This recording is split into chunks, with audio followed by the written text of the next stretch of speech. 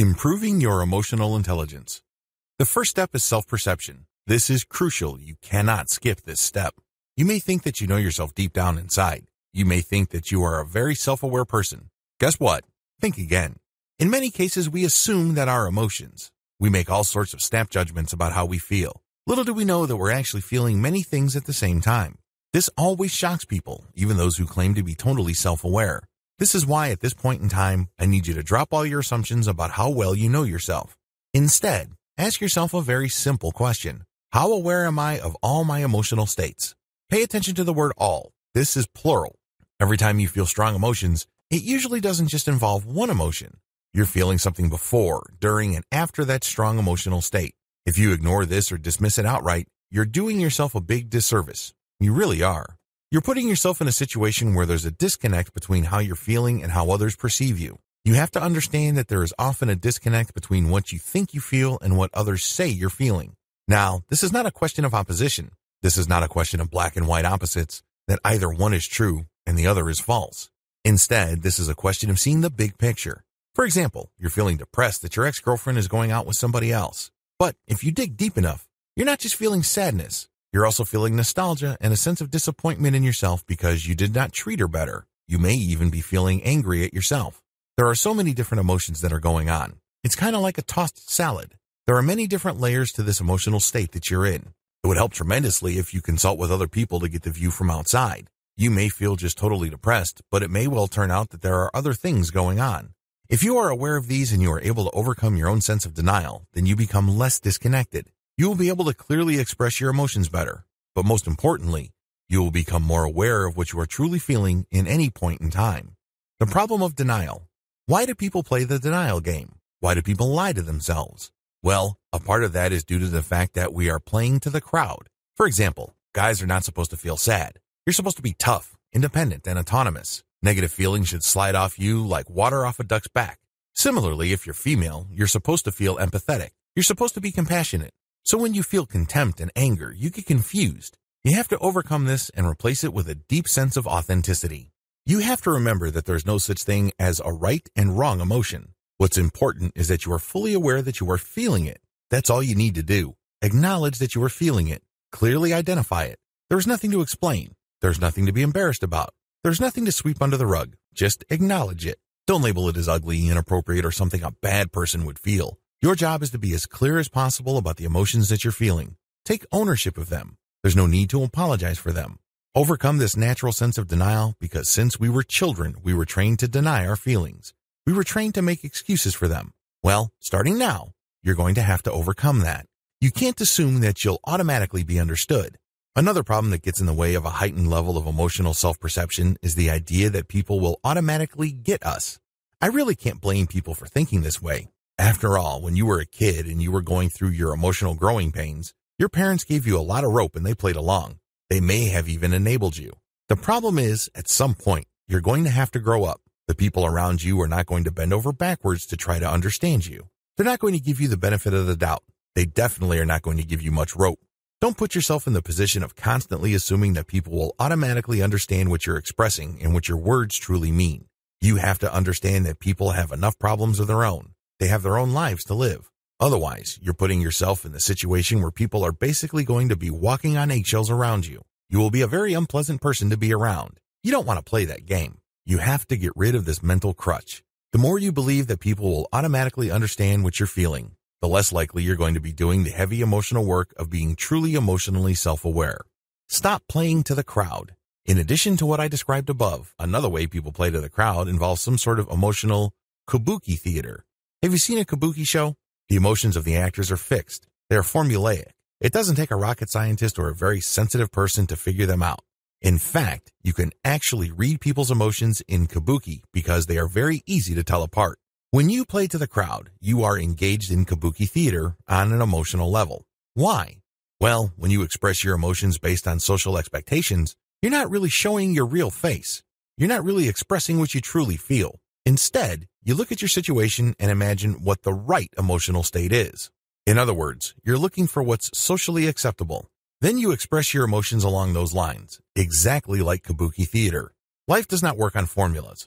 Unfortunately, the more you do this and play to the crowd this way, the less emotionally honest you become. Eventually, you reach a point where you can't even tell your own emotions unless they are reduced to cartoonish simplification. Stop playing to the crowd emotionally. Don't let social expectations dictate how you express yourself emotionally. Focus on honesty. If you're feeling sad, feel sad. If you're feeling upset, feel upset. Now, please understand that this doesn't mean lashing out. This doesn't mean that you have to bawl your eyes out or yell at somebody in anger. I'm talking about what you're feeling deep down inside. Instead of covering it up, pretending it's something else, or worse yet, denying it, feel it. Honesty is its own reward. If you keep covering up what you're feeling, the only person you're fooling is yourself. Remember, emotions have two levels. There is the purely subjective emotion, and you're the only person who can feel this, but there is also the external part. When you manifest emotions, other people can see signals that you're sending out.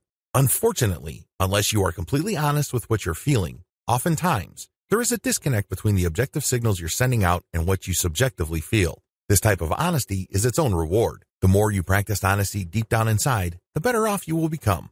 Log your emotions. Keep an emotional intelligence journal. Your first step is to log your emotions. Once you're clear, you're going to have to overcome denial and stop playing to the crowd. Log what you're feeling. Remember, there is no right or wrong answer. Nobody has to read your notes. It's not like you're going to write all this down and post it on Facebook. This is for your eyes only. Just write whatever is at the top of your head. This is the subjective part. As long as you feel it, write it down. Next, describe it in objective terms. This is very important. What is the context of your feelings? What brought it on? What exactly do you feel? For example, if the mental image of my ex-girlfriend who cheated on me flashed in my mind, I would write, I feel sad because she betrayed me. She didn't tell the truth. She told me lie after lie to my face. She let me go on, knowing full well that she was doing certain things behind my back. It was only until I discovered that she was doing these things that she told me the truth. This is why I feel bad. When you write along these lines, you're being objective because you are tracing what you feel, which is sadness, to a set of facts that happened in a specific time and a specific place in your personal history. This is the objective portion of your log. You're creating context when you do this. Now, the next part is subjective. You ask yourself, what do I think I'm feeling? I think I'm feeling sadness, but is there anything else? I feel nostalgia because I truly loved her. I believed her. A part of me would like to think that she loved me too. She seemed conflicted at the end when we broke up. After you've written this type of material, you ask yourself, what are the objective factors here? What are the things that I can test? Well, you can test the fact that she lied to you because you talked to your common friends and they told you the truth. You can test the fact that she did all these things. In that context, it's okay to feel sad, and that's what you're really feeling. You're also feeling angry and betrayed. You're feeling abandoned. The key here is to list down all the emotions that would be warranted by the facts. That's how you get to your real emotions. You can't just say, I feel sad, or I feel angry, or I feel regretful. That is too shallow. You have to look at the whole set of facts, pay attention to the context, and then list down all the emotions that could possibly come. After that, ask yourself, am I feeling this? That's how you break down that iceberg of emotions, instead of just vainly scraping the surface. If you keep going through this process, you start seeing the big picture of how your emotions stack up and how you express them. Ask a friend. When you're interacting with your friends, like telling jokes, hearing sad stories, listening to them, and just basically hanging out together, stop and ask them, look at my face. Pay attention to my words. Look at how I'm carrying myself. What do you think I'm feeling? Now, please understand that you have to do this with real friends because real friends care. But there is also a chance that they will try to give you the answer that you're looking for because they don't want to offend you. They want to remain your friends. You have to give them permission to be completely honest. Ask your friend what he or she perceives based on facts. This is the most important part. They have to tell you their interpretation of your feelings, but they have to give facts to support it. Maybe they would say, yeah, I saw you smirking, so I think that you were upset when we were talking about your ex-girlfriend. I saw you with a smile in your eyes when you're talking about Jennifer. Maybe you really enjoyed being friends with that classmate of yours, and so on and so forth. The key here is to get them to say facts. Remember, it's not going to help you if your friend just says, well, I think you're still feeling guilty about what you did to Eduardo 20 years ago. That doesn't help because it's purely subjective. Who knows how they came up with that conclusion? So, ask for facts.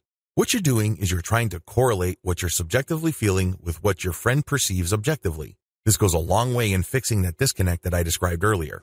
Train yourself. Now that you have logged your emotions and asked friends, you should have enough information regarding whatever disconnect may exist between your subjective feelings and how you externalize or communicate these feelings. At the very least, you would be more aware of the emotional signals that you are sending out. Armed with this information, you can ask yourself what the objective parameters are of certain emotions. What kind of emotional range do I normally exhibit when I'm feeling these certain types of strong emotions? Sadness, happiness, joy, anger, shock, guilt, regret, etc. Remember, strong emotions often happen within a range. It's not just one emotion that you're feeling. Now that you have a fairly clear understanding of your range of emotions and the objective parameters for those, what they're supposed to look like, and how you communicate them, the next step is to train yourself to emote in objectively clear terms. It's very important to then look at the range of emotions and be as clear about them as you can. This way, when you feel sad, people perceive that you are sad. Not shocked, not nostalgic, not guilty, but sad. If you're upset and angry, that's what people should perceive you as. You have to train yourself on 2 levels. You have to learn how to emote the emotions that you're feeling in clear terms objectively, so people are less likely to misread you. This, of course, assumes that you learned an earlier lesson, which is that you're fully in tune with what you're feeling. You're not mislabeling it, you're not in denial, nor are you taking one emotion over another. Instead, you are fully aware of what you're feeling at all times. This takes a lot of work because, let's face it, most people are lazy. Most people would rather make assumptions of strong emotions that they feel and leave it at that. This emotional self-awareness is the foundation of emotional control. Get this right, and you are well on your way to self-mastery, create your personal success, and higher emotional intelligence.